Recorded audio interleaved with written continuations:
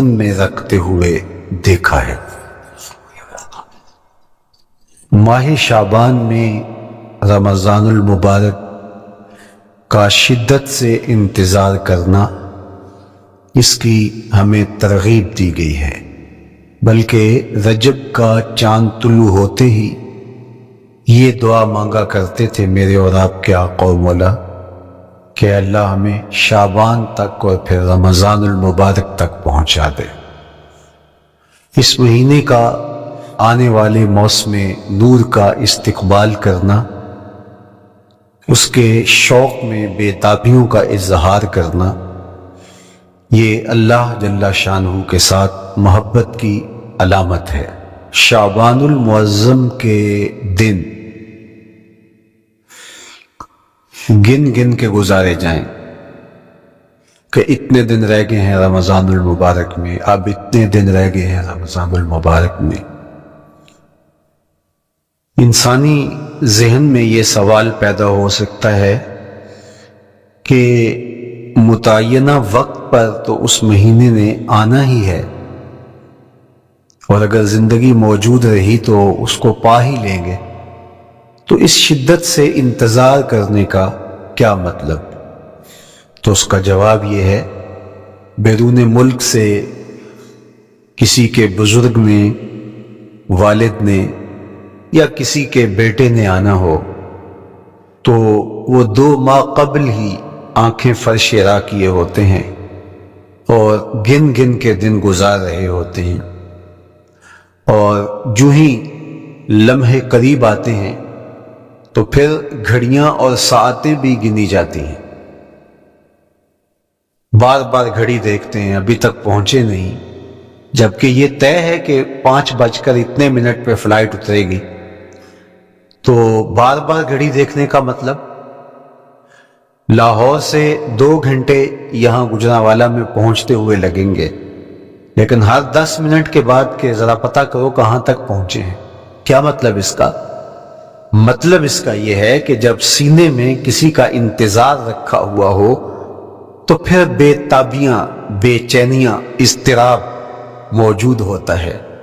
हम दुनिया के लोगों के साथ जो रब्त और रिश्ता रखते हैं उसके मुताबिक उनका इंतजार होता है। कुछ आने वाले ऐसे भी होते हैं जिन्होंने हमें बताया होता है कि फलां दिन हम पहुंचेंगे, और वो दरवाजे पे दस्तक दे रहे होते हैं और हम सो के उठ रहे होते हैं, और अचानक जब पता चलता है कि फलां बाहर दरवाजे पे दस्तक दे रहे हैं तो हम इस्तकबाल तो कर रहे होते हैं, लेकिन हमारे जहन में ये भी होता है वो मैं भूल गया, तो अब तो ये काम भी मेरे ज़िम्मे है, तो मुझे याद आ गया होता। तो जिन लोगों के लिए दिल में मोहब्बतों की जगह हो तो उनके लिए फिर सारे काम मुअख्खर करके उनके इस्तकबाल किए जाते हैं। ये महीना अल्लाह की रहमतों का मौसमी बहार है। छम छम रहमतें बरसती हैं, अनवार उतरते हैं, गुनाहगारों को आतिशे दोज़ख से नजात बख्श दी जाती है। तो इसका इस्तकबाल करना, इसके लिए इंतजार करना, गिन गिन के दिन गुजारना, लम्हे और साआतें बसर करते हुए बार बार माह सियाम का जिक्र करना, इस महीने के साथ मोहब्बत की दलील है, और इस महीने के साथ मोहब्बत अल्लाह से मोहब्बत की दलील है।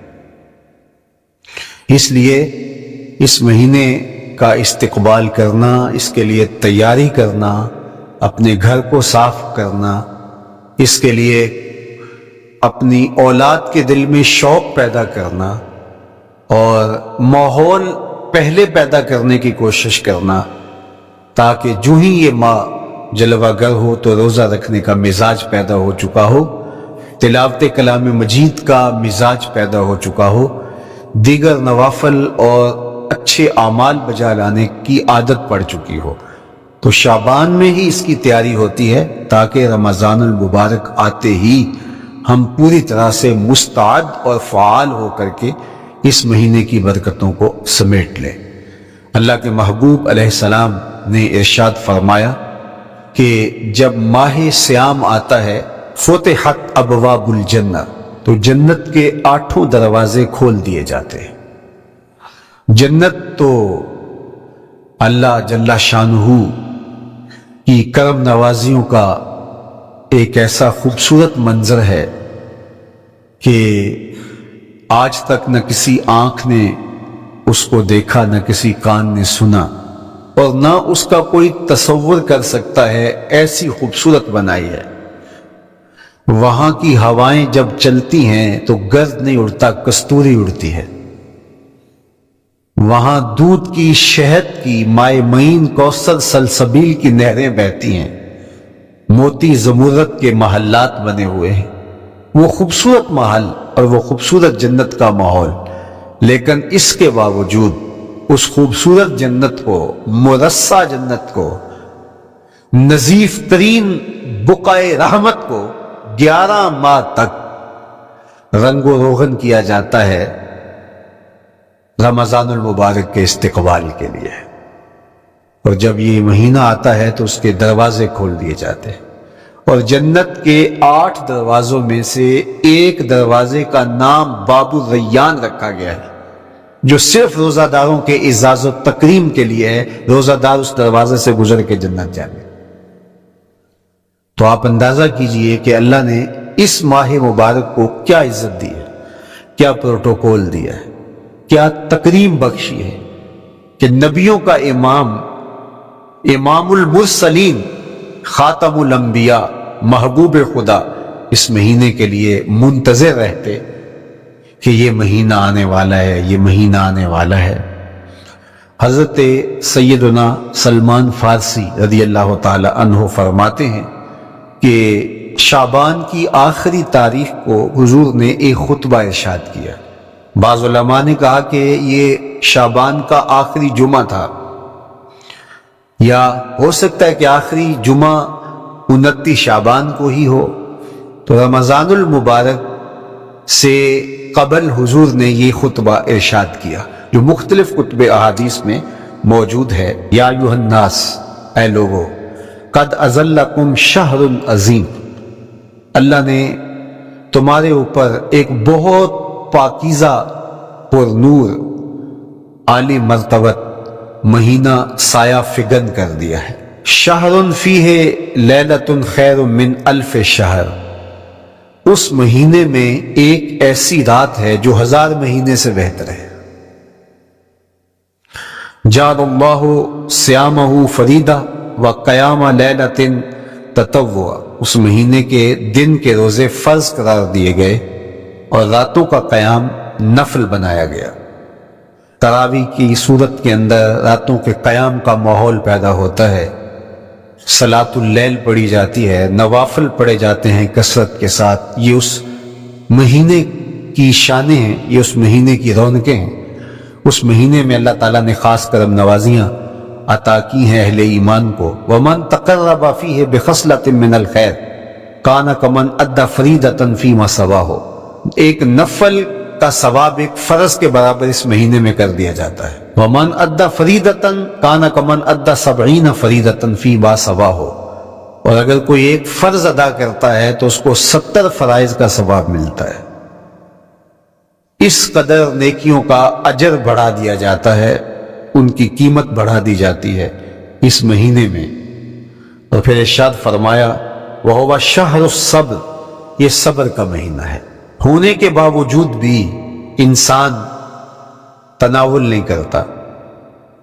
ठंडा मीठा मशरूब मुयस्सर है और जुबान कांटा बन गई, हलक खुश्क हो गया, लेकिन इसके बावजूद भी एक घूंट हलक से नीचे उतारने का रवादार नहीं होता।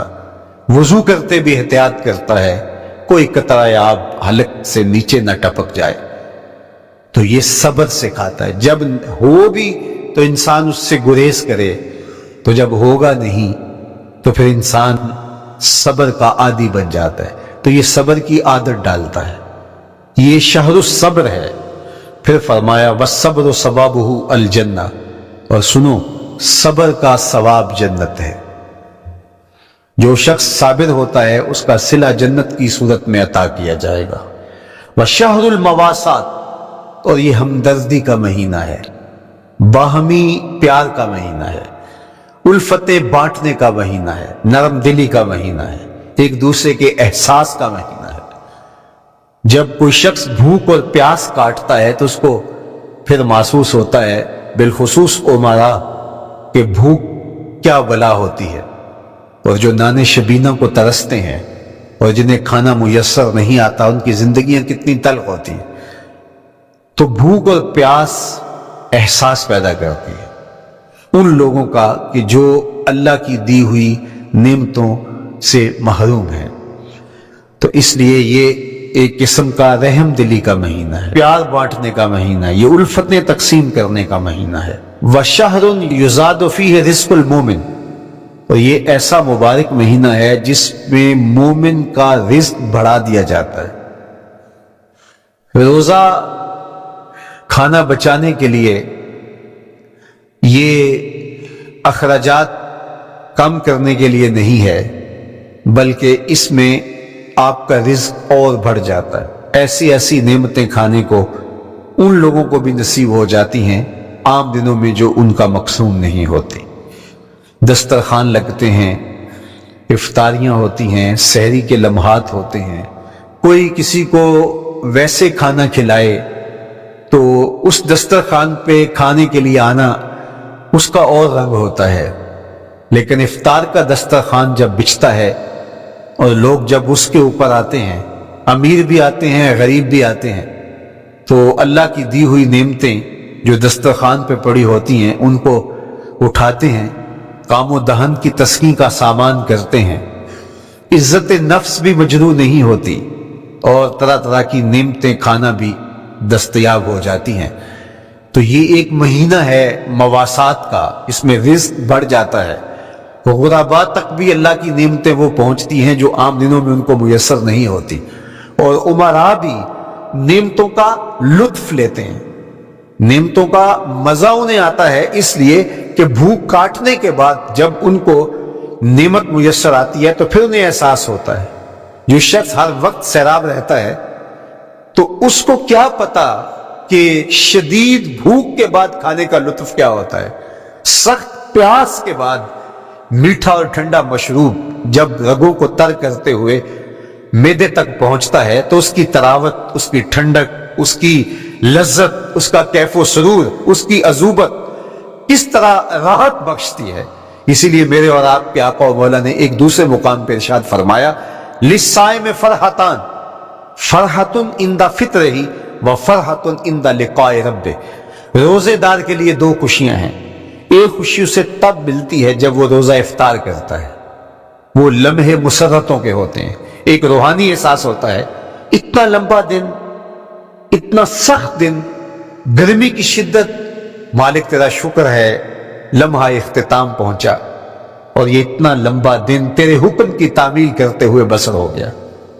एक तो रोजा खोलते हुए वो एक सरशारी होती है, वो एक लज्जत होती है, रूहानी तस्कीन होती है।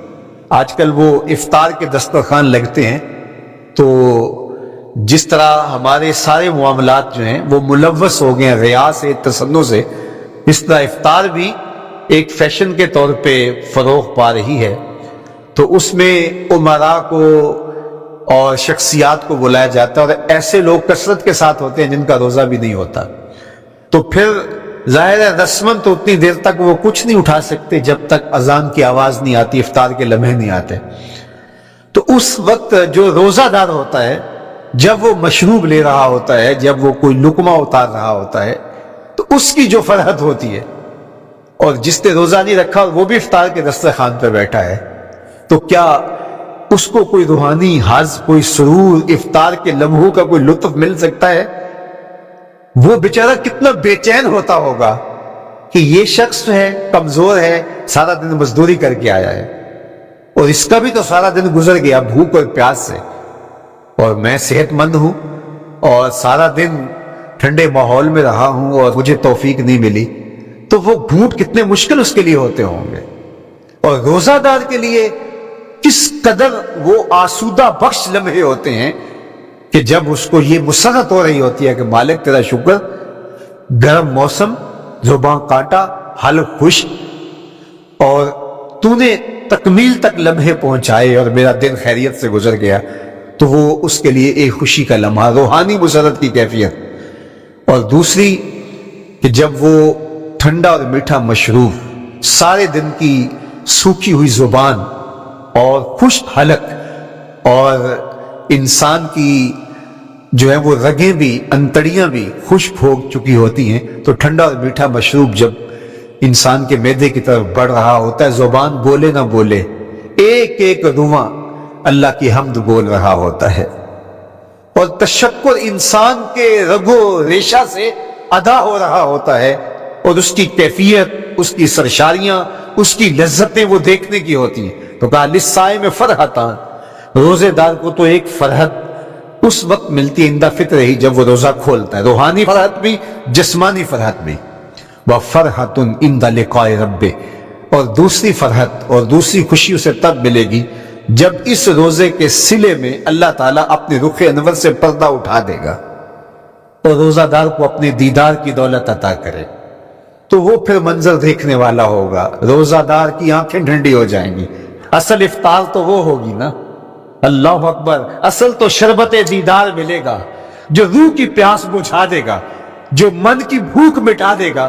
تو کہا للصائم فرحتان، فرحۃ عند فطرہ وفرحۃ عند لقاء ربہ، روزہ دار کے لیے دو خوشیاں ہیں، ایک خوشی وہ ہے جب اس کے جسم کی پیاس بجھتی ہے، اور ایک خوشی تب ملے گی جب روح کی بھوک مٹے گی، جب من کی پیاس بجھے گی، اور پھر وہ سرشاریوں کے عالم میں دیکھتا ہی چلا جائے گا، اور وہ سیراب ہی نہیں ہو پائے گا کہ میں ان دو آنکھوں سے دیکھ رہا ہوں، کاش کہ لو لو دے مڈ لک لک چشمہ، ایک کھولا تے ایک کجا ہوں۔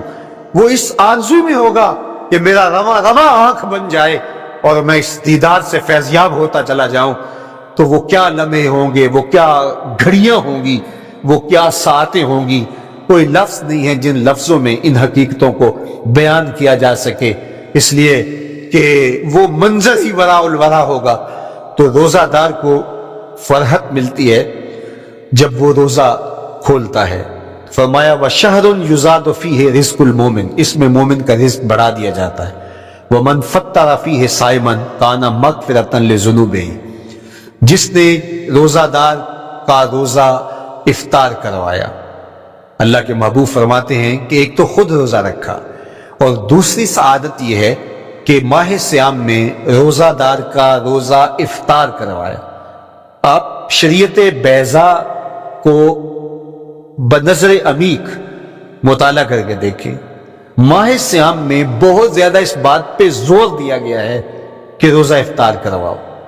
اپنے گھر میں بیٹھ کر کے روزہ افطار کر لینا یہ بھی سعادت مندی ہے، روزہ نصیب ہو جائے، لیکن اس بات پہ بہت زور دیا گیا ہے ماہ سیام میں کہ ایک ماحول پیدا ہو، لوگوں کو افطار کروائیں تاکہ تمام لوگوں تک اللہ تعالیٰ کی نعمتیں پہنچیں، اور لوگوں تک جو ہے وہ رمضان المبارک کی برکتیں پہنچے۔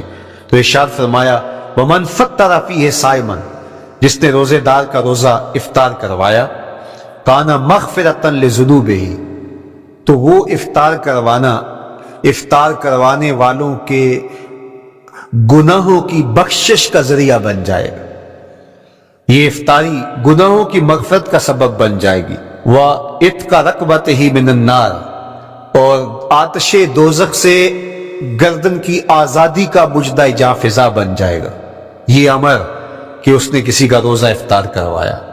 وَقَانَ لَهُ مِثْلُ أَجْرِهِ مِنْ غَيْرِ أَنْ يَنْقُصَ مِنْ أَجْرِهِ شَيْءٌ، اور روزہ افطار کروانے والے کو روزہ رکھنے والے جتنا اجر ہی دیا جائے گا، لیکن روزہ رکھنے والے کے اجر میں بھی کوئی کمی نہیں واقع ہوگی۔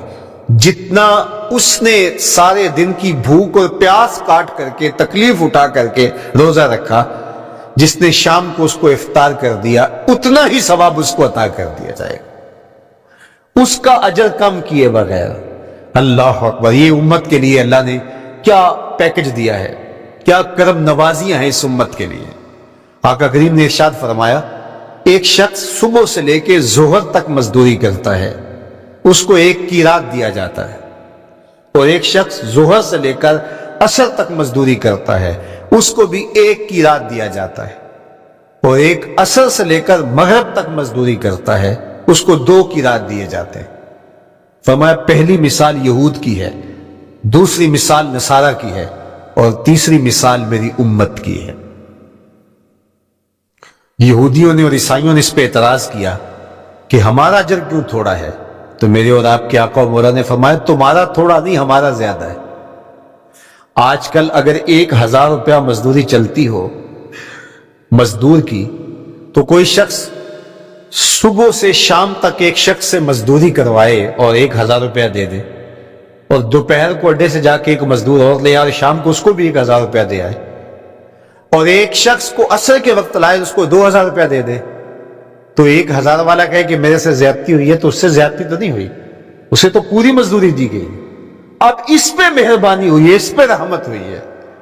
تو کہا یہود اور نصارہ کی یہ مثال ہے، ایک صبح سے ظہر تک مزدوری کرے اس کو 1 قیراط، ایک ظہر سے عصر تک مزدوری کرے اس کو بھی 1 قیراط، اور تیسرا بہت تھوڑا وقت عصر سے مغرب تک مزدوری کرے اس کو 2 قیراط۔ کہا یہ امت محمدیہ علی صاحب الصلوات کو دیا گیا نور ہے۔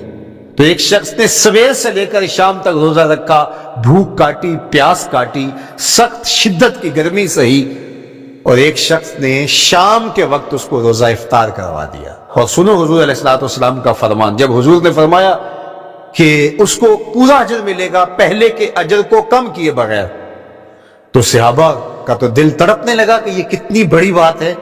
اب آپ جانتے ہیں کہ یہ زمانہ ایسی معاشی خوشحالیوں کا نہیں تھا، لوگوں کے پاس تو نان شبینہ بھی میسر نہیں ہوتا تھا۔